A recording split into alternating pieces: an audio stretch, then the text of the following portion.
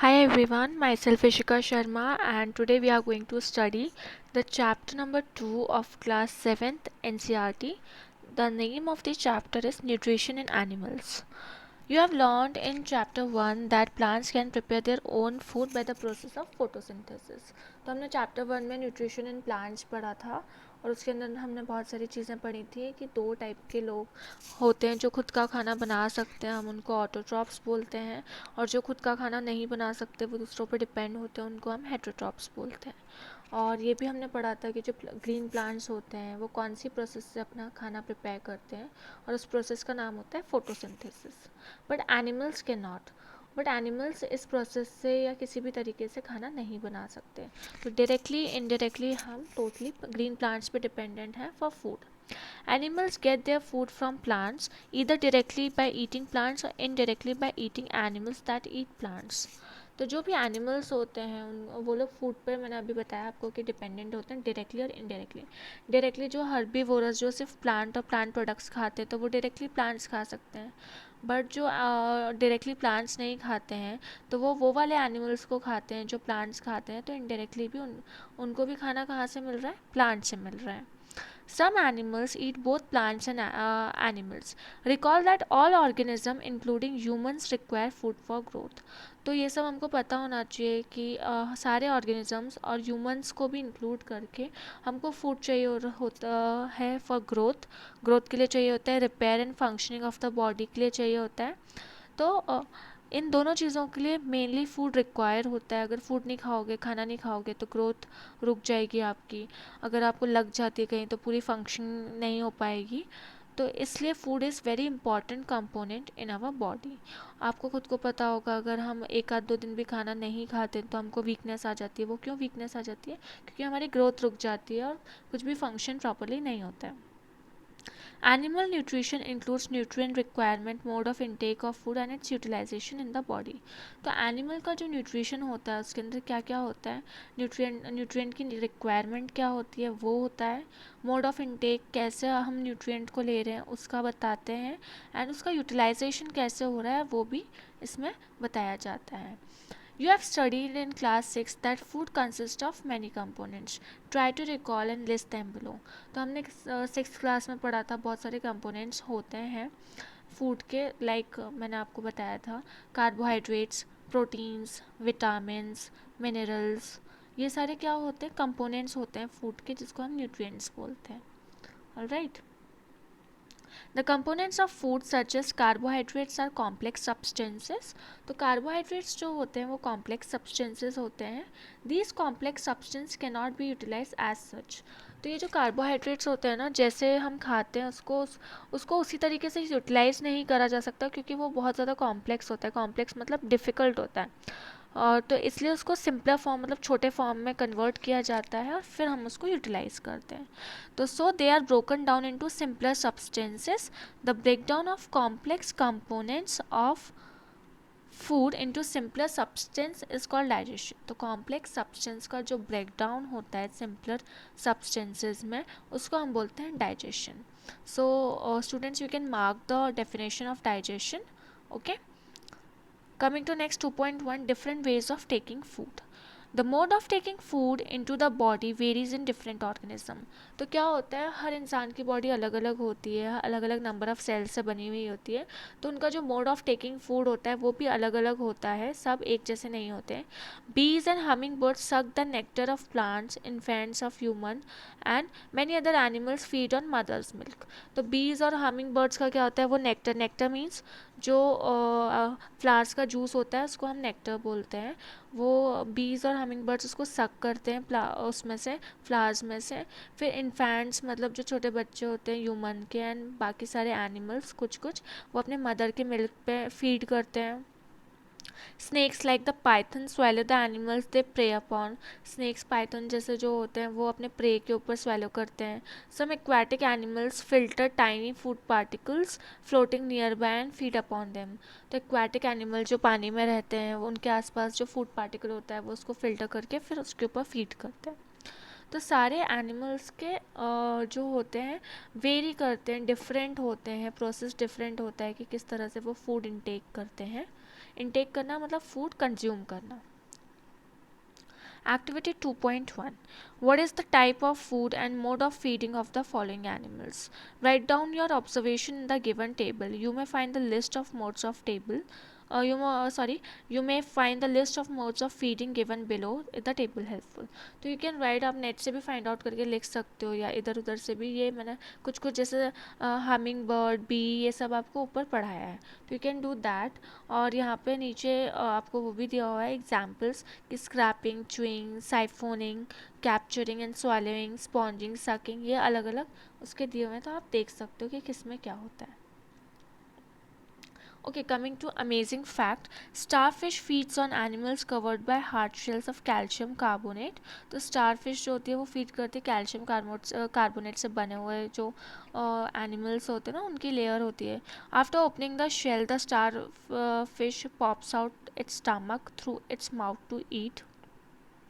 अपने शेल से बाहर निकलने के बाद स्टारफिश पॉप आउट करती है अपना स्टमक, और उसके बाद फिर वो माउथ से सॉफ्ट एनिमल्स को इनसाइड मतलब एनगल्फ कर लेती है. The stomach then goes back into the body. जो पॉप आउट हो जाता है स्टमक थोड़ी देर के लिए बाहर, फिर जब वो खा लेती है उसके बाद वापस बॉडी में चले जाता है and the food is slowly digested. और उसके बाद फूड धीरे धीरे डाइजेस्ट हो जाता है.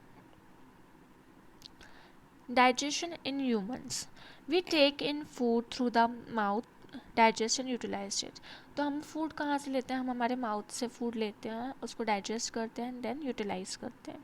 द अनयूज मतलब बेकार, जो यूज़ नहीं होता. The unused parts of the food are defecated मतलब हम रिमूव कर देते हैं उसको.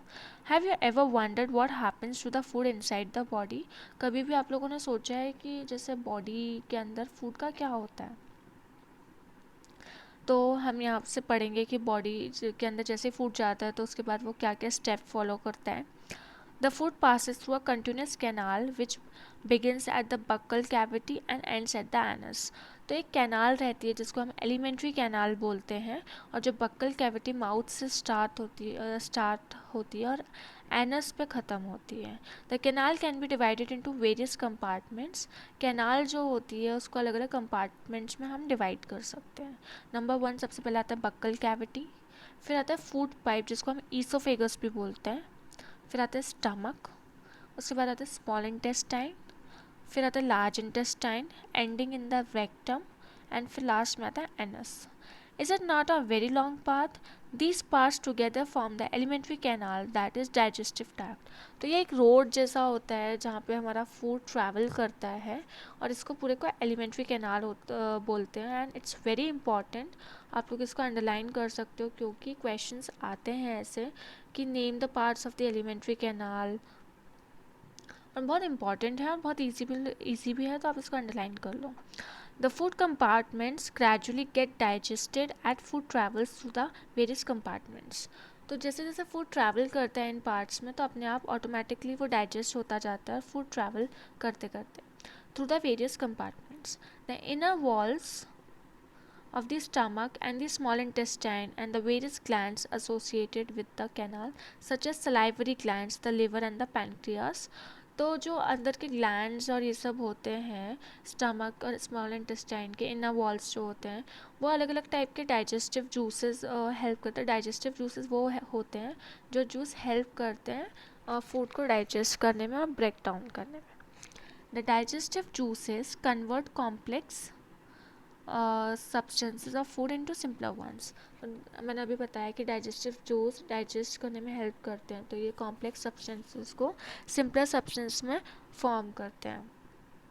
The digestive tract and the associated glands together constitute the digestive system. तो डाइजेस्टिव ट्रैक्ट जो एलिमेंट्री कैनाल और जो ग्लैंड्स होते हैं दोनों मिला के डाइजेस्टिव सिस्टम बनाते हैं. इसको भी अंडरलाइन कर लीजिए सब लोग. Now let us know what happens to the food in different parts of the digestive tract. अब हम लोग ने इतना पढ़ा कि एलिमेंट्री कैनाल में कौन कौन से पार्ट्स होते हैं और क्या होता है. अब हम एक एक करके सारी चीज़ पढ़ेंगे कि कैसे क्या होता है. और ये जो ऊपर आपका डायग्राम दिया हुआ है ह्यूमन डाइजेस्टिव सिस्टम का, it's very important.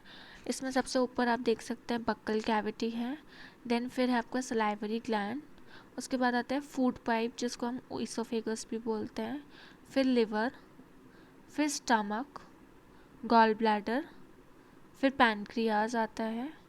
Then comes to small intestine. Small intestine ऐसे अंदर वाली होती है, हम उसको स्मॉल इंटेस्टाइन तो बोलते हैं but it's very long. And फिर उसके बाद होती है बाहर की साइड लार्ज इंटेस्टाइन, एंड फिर रेक्टम और एनस, और फाइनली एनस से सारी चीज़ें डेफिकेट हो जाती हैं। The mouth and buccal cavity. Food is taken into the body through the mouth. तो फूड आप कहाँ से लेते हो, आप माउथ से खाते हो फूड, तो सबसे फर्स्ट स्टेप होती है माउथ के थ्रू फूड को अंदर लेने की। The process of taking food into the body is called ingestion. तो जो प्रोसेस होती है जिससे हम बॉडी के अंदर फूड लेके जाते हैं, दैट इज़ कॉल्ड इंजेशन। सबसे नंबर फर्स्ट स्टेप होती है, टोटल 5 स्टेप होती हैं इन सब में। तो number 1 step is ingestion. Okay, so the process of taking in food into the body is called ingestion. Okay, milk teeth and permanent teeth. Do you remember about falling your teeth some years ago?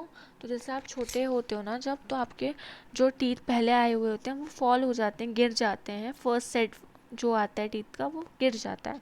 The first set of teeth grows during infancy, मतलब जब आप born हुए होते हो उसके बाद जो grow करते हैं टीथ, वो जब गिर जाते हैं उसको फर्स्ट सेट बोलते हैं, they are called milk teeth, and fall at the age of between 6 to 8 years. These are termed as milk teeth. The second teeth, the second set that replaces them, जो milk teeth के बाद आते हैं उसको बोलते हैं हम permanent teeth. The permanent teeth में last throughout the life, mostly throughout the life वो लास्ट करते हैं या फॉल ऑफ होते हैं ओल्ड एज में, मतलब जब आप बहुत बूढ़े हो जाओगे। तो हो सकता है वो अकॉर्डिंग टू बॉडी वेरी करता है कि गिरना होता है तो गिर जाते हैं और नहीं गिरना होता है तो नहीं गिरते हैं, वो डिपेंड करता है। या फिर अगर आपको कोई डेंटल डिसीज़ है, अगर आपको माउथ से रिलेटेड कोई डिसीज़ है तो शायद आपके टीथ फॉल हो सकते हैं। Bujo is fascinated by highly coiled small intestine seen in figure 2.2. He wants to know its length. Would you like to make a wild guess? We have given its approximate length to the page 16. Just imagine how much a long structure is accommodated in a small space within our body. तभी वो इतनी coiled होती है और इसलिए हम उसको अंदर की साइड बोलते हैं और फिर उसको small intestine बोलते हैं। We chew the food with the teeth and break it down mechanically into small pieces. जो हमारा ब्रेक डाउन स्टार्ट होता है वो with the help of the teeth होता है, छोटे छोटे पीसेस टीथ के थ्रू ही होते हैं। Each tooth is rooted in a separate socket in the gums. Our teeth vary in appearance and perform different functions. Accordingly, they are given different names. तो जो हमारे टीथ होते हैं वो अलग अलग फंक्शंस वो करते हैं और उसके बाद उनके नेम भी उसके अकॉर्डिंग है। Activity 2.2. Wash your hands. Look into the mirror and count your teeth. Use your index finger to feel the teeth.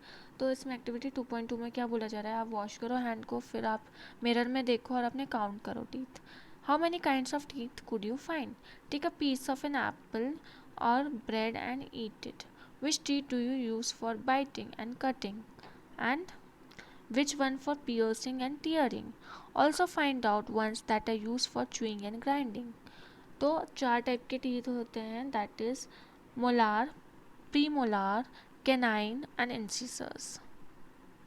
तो अलग अलग उसके फंक्शंस हैं होते हैं और अलग अलग चीज़ों के लिए ये यूज़ होते हैं। अब mouth has the salivary glands which secrete saliva, और हमारे माउथ के अंदर सलाइवरी ग्लैंड्स होते हैं जो सिक्रीट करते हैं सलाइवा को। Do you know the action of saliva on food? तो सलाइवा का क्या एक्शन होता है फूड पे?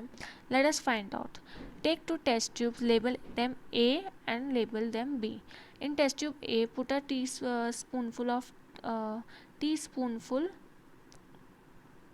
of boiled rice. In test tube B, keep 1 teaspoon of boiled rice after chewing it. तो एक में नॉर्मल बॉइल्ड राइस और एक में च्यू करने के बाद आप राइस पुट करो and after chewing it for 3 to 5 minutes.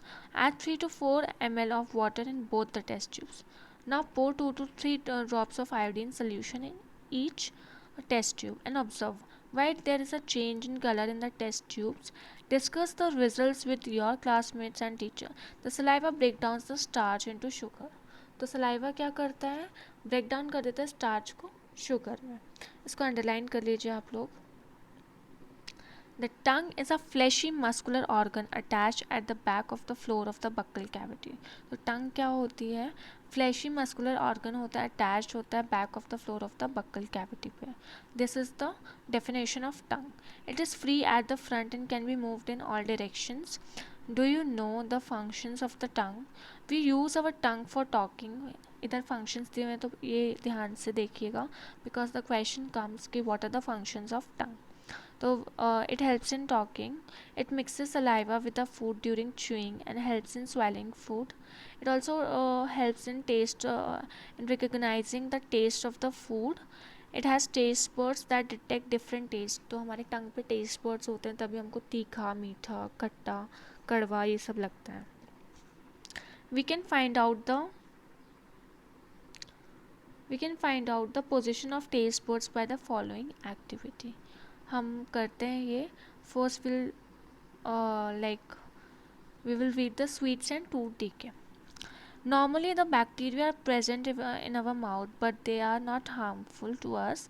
However, if we do not clean our teeth and mouth after eating, actually bacteria present होते हैं हमारे mouth में, और वो हार्मफुल नहीं होते. बट अगर हम हमारा माउथ और टीथ क्लीन नहीं करें खाने के बाद, तो the harmful bacteria will begin to grow, और वो बढ़ना चालू कर देंगे. This bacteria break down the sugars present from the left over food. अगर बचा हुआ खाना हमारे मुंह में रहेगा तो वो क्या करेंगे, उसको ब्रेक डाउन करेंगे, उसमें एसिड्स प्रोड्यूस करेंगे. The acids gradually damage the teeth. उसके बाद जो एसिड प्रोड्यूस हुआ है वो टीथ को डैमेज करेगा, एंड उसको हम बोलते हैं tooth decay, and this is called tooth decay. If it is not treated in time, और टाइम पे इसको ट्रीट नहीं किया गया, तो इट कॉजेज सीवियर टूथ एक, बहुत ज़्यादा दर्द पैदा कर देता है. And in extreme cases results in tooth loss. Chocolate, sweet, soft drinks and other sugar producers are the major culprits of the tooth decay. Most of the tooth decay chocolate, sweets और इन सब की वजह से होता है. Therefore, one should clean the teeth with a brush or दातून and dental floss. Dental floss होता है स्पेशल स्ट्रॉन्ग थ्रेड होती है जो बचे हुए खाने को निकालने में हेल्प करती है. एटलीस्ट ट्वाइस अ डे हमको ब्रश करना चाहिए. And rinse the mouth after every meal, और हमेशा हमको अपना माउथ रिनाइज करना चाहिए वाटर से हमारी हर मील के बाद. Also, one should not put dirty fingers or any unwashed object in the mouth. और माउथ में हमें dirty fingers और वो सब नहीं डालना चाहिए because बैक्टीरिया वगैरह जा सकता है और उससे प्रॉब्लम हो सकती है. Sometimes when you eat in a hurry, talk or laugh while eating, you may cough, gets hiccups or a choking sensation. कभी कभी जब आप खाना बहुत जल्दी में खाते हो या खाते खाते बात करते हो तो आपको हिकअप्स मतलब हिचकियाँ या फिर चोकिंग सेंसेशन या कफ आ जाता है. This happens when the food particle enter the wind pipe. ये कब होता है, जब फूड पार्टिकल विंड पाइप में एंटर कर जाता है. The wind pipe carries air from the nostrils to the lungs. It runs adjacent, वो जस्ट फूड पाइप के बगल में होता है, पास में होता है. But inside the throat air and food share a common passage. Then how is food prevented from entering the wind pipe. तो फिर फूड विंड पाइप में एंटर करने से कैसे प्रोटेक्ट होता है. During the act of swallowing a flap like valve closes the passage of wind pipe and guides the. तो क्या होता है ना, जब हम खाना खाते हैं तो ऑटोमेटिकली वॉल्व होता है जो विंड पाइप को क्लोज कर देता है और फूड को हेल्प करता है कि वो फूड पाइप से ही जाए, and guides the food into the food pipe. If by chance food particle enter the wind pipe, we feel choked, get hiccups or cough. और अगर गलती से अंदर चले जाता है हमारे विंड पाइप में तो हमको खांसी, ठसका या फिर हिकअप्स ये सब होने लगता है. Now in activity 2.4, prepare a separate sample each of sugar solution, common salt solution, lemon juice, juice of crushed neem leaf और bitter gourd. blindfold, हम blindfold कर दें फिर अपने classmates को and ask her or him to take out the tongue and keep it in a straight and a flat position. Use a clean toothpick to put the above samples one by one on different areas of your tongue. आज the classmate which areas of the tongue could you. तो आपको कुछ नहीं करना है, ये samples लेने हैं और अपने फ्रेंड को ब्लाइंड फोल्ड करना है और उसको बोलना है ये टेस्ट करने के लिए अलग अलग जगह वो रखेगा तो उसको पता चलेगा कि कहाँ पे कौन सा टेस्ट स्पॉट है. Okay, now we will be doing this remaining part in our part 2 video, that is food pipe से हम चालू करेंगे और हमारा चैप्टर एंड कर देंगे. So thank you guys for watching it. आगे का चैप्टर पढ़ने के लिए हमारी पार्ट 2 वीडियो को ज़रूर देखें. Thank you guys for watching it.